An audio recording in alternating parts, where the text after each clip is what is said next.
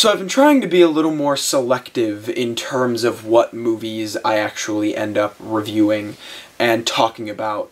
That's why I did Thoroughbreds. I've seen almost 20 movies already this year, and I've only talked really about one of them.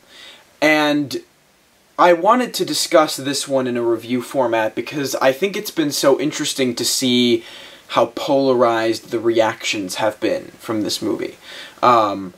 On one end of the spectrum, people find it to be, you know, pinnacle science fiction and pinnacle Spielberg and how some blockbusters should be made now. And on the other end of it, people find it to be CGI garbage that makes no sense and doesn't convey its message entirely correctly. And, you know, while I think people argue, well, it maintains a high score on Rotten Tomatoes. I don't follow Rotten Tomatoes and their ranking system. I don't necessarily think it's an accurate way to look at what a movie is in terms of quality. If you're interested, I use Metascore more often, which I think is a better, because it's an average. I like seeing averages. I like, you know, compilations, and it's in like the 60 range on there. But I've seen a lot of critics who love this movie and a lot of critics who hate this movie, and I've found myself more towards the liking side of it, but I don't find it to be flawless. If you follow me on Twitter or Letterboxd, you've seen my initial reactions to this movie already. The primary reason that I would recommend it, and I would recommend this movie to the average film goer, is because it's so cool and fun. And I just got a text, and I want to make sure that it's not terribly important. I think that there's a lot to really like about this movie, a lot for average film goers, and there are flaws that might go over certain people's heads, and things that I would even classify as laziness. So I sort of found myself within the 7 to 8 out of 10 range and sort of bouncing back and forth, and I want to discuss a little bit about what put me in that ranking. It would definitely be more of a 7 out of 10 now that I've let this movie sit with me for a couple days, but I think the movie's biggest strong suit is the fact that Steven Spielberg is directing this movie.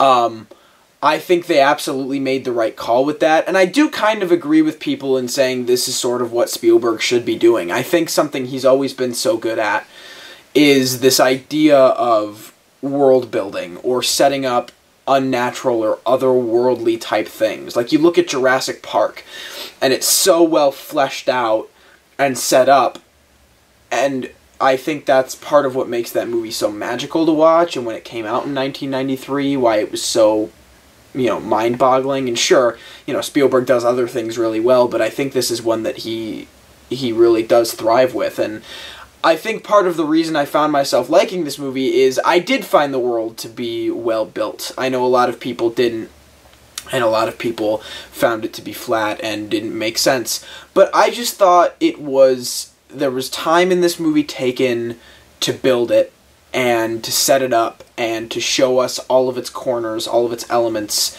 There are problems I have with it. There's like a shot of Minecraft in here that was unnecessary and like some weird shit. But as a whole, I think they do a really good job setting it up and then showing it to you. I think visually, for the most part, this movie works really well. In the first little bit, I had some CGI problems, but as it went along, it got better, and like as CGI started interacting with real production design and actors, it looked better. But there were points in the beginning where it feels a little bit like you're watching a video game play out.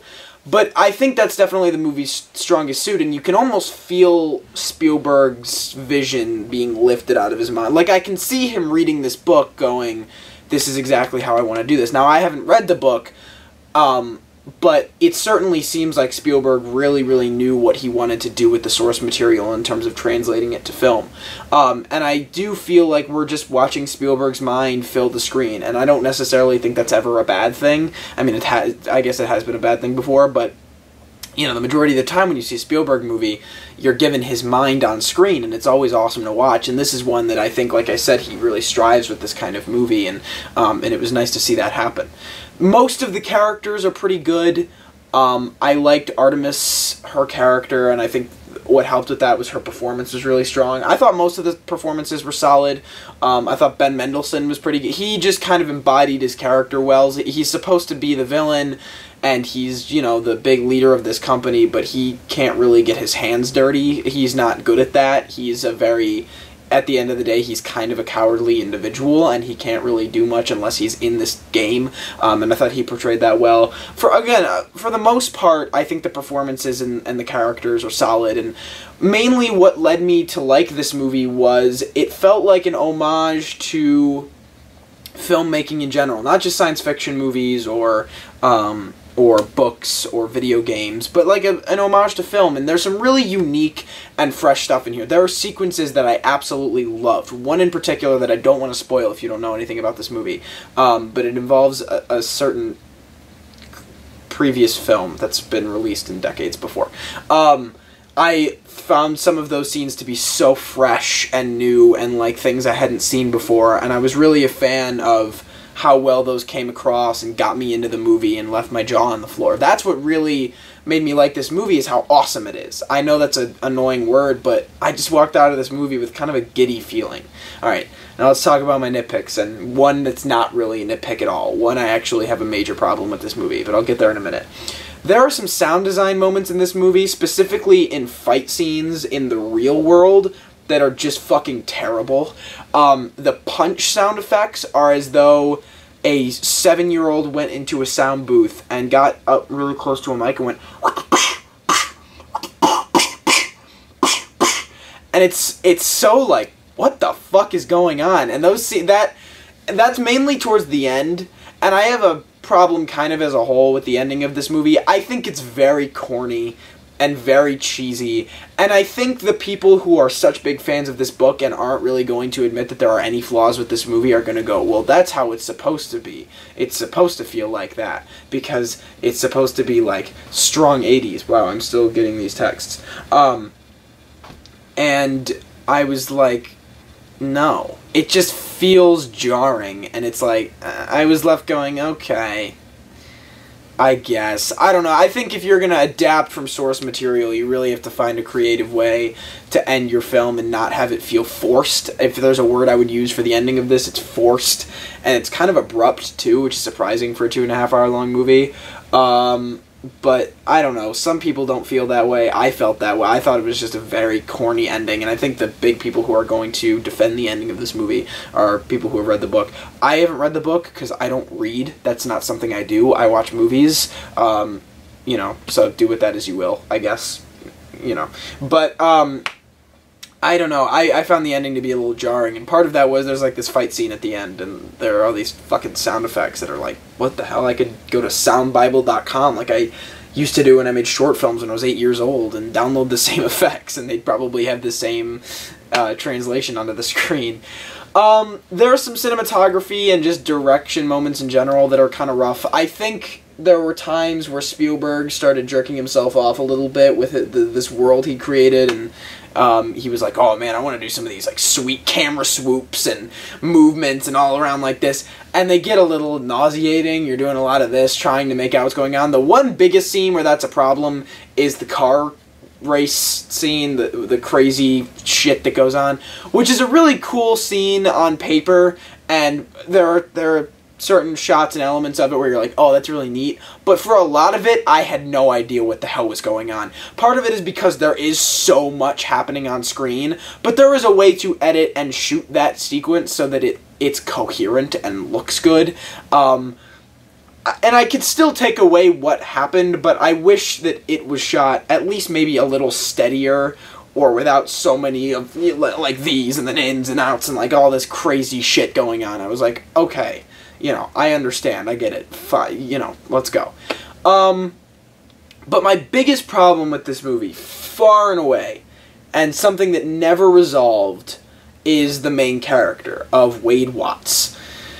I don't blame Ty Sheridan for this. I didn't hate his performance. I hated his character, because there isn't one. I saw this with a friend of mine, Max, if you're familiar with the channel, who has read the book, and he insists that in the book the character is more fleshed out and set up and then developed. But the writer of this book wrote the screenplay for this movie, and I find it just very difficult to believe that he would be so lazy in the writing of this character as to not even, like, try and make him connectable. There is, in my opinion, nothing that makes this character worthwhile of my time. The fact that this world was set up so well and built so well luckily kind of made up for the fact that I didn't have a strong protagonist, but my god, he's got jack shit for a backstory. He explains it in a couple seconds over some narration exposition, which was also a little annoying. But then we see, oh, he lives with his aunt, his uncle's abusive. He's Percy Jackson. Great, cool, let's keep going. There's one scene of that, awesome. And a 2.5 hour long movie, I expect a little bit of character work, a little bit of setup, and then the problem is there's nowhere for him to develop because there was no starting point. So by the end of the movie, he's the same flat, bland character he was at the start, but he's kissed a girl. Like, okay, great. You know, that was my high school life. Like, I could make a movie about that, and it'd be just as interesting. You know, I started out, I was a nerd, I was ugly, and I was fat, and you know, here we are. But, like, it's, you know, there was just nothing to him. There was no substance. He was never fleshed out. There was never the time taken, and this is a script problem, for him to be set up, for him to be in any way, shape, or form laid out on the table. This is our character, this is his personality, this is what he's like. That's why he's so inconsistent. He can go from being this shy and awkward and incompatible person to being this cocky, you know, get up in your face and, oh, I'm gonna win this tournament and beat your ass kind of character. There was just no clear representation of what this kid was like, unless he's bipolar, which they don't say, so I'm not using that as an excuse. So I thought that was a big problem with the movie, and the fact that I never felt stakes for this character. I felt stakes for the world, but him in particular I never felt concern for because I just didn't care about him. I didn't connect to him.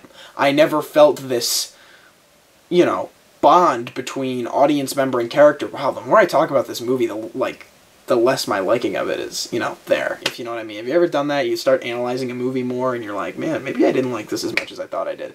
I still think, though, when you see this thing and you sit in the theater and you're in that moment and you're watching it, chances are you're going to find some enjoyment out of it. There's a lot, and again, I would give most of the praise to this movie to Steven Spielberg, who really crafts this fresh and unique visual experience more than anything else, and this, you know, this world that when you look at the core of this movie, I think everything there is sound and built and structural and integral, but, you know, there are folds of this movie that don't work, and, you know, sure, some of them are, like, minor things, but one of them in particular is a big problem I ended up having with this movie. Still, at the end of the day, I would recommend seeing it, getting out, checking it out. I think it's worth it. I think it's pretty damn good. So that's it for this review. I look to see A Quiet Place and Isle of Dogs. I'm going on spring break, and I'm not going to be in town, so I'm trying to see those two movies and hopefully do reviews on both, because I think that they're both going to be pretty damn good, and I'm excited to see both. I have a couple Oscar videos planned for all of you who are still subscribed to the channel for that, so stay tuned for a couple more weeks for those, but they're coming. Thank you guys so much for watching. I hope you enjoyed, and I will see you all next time.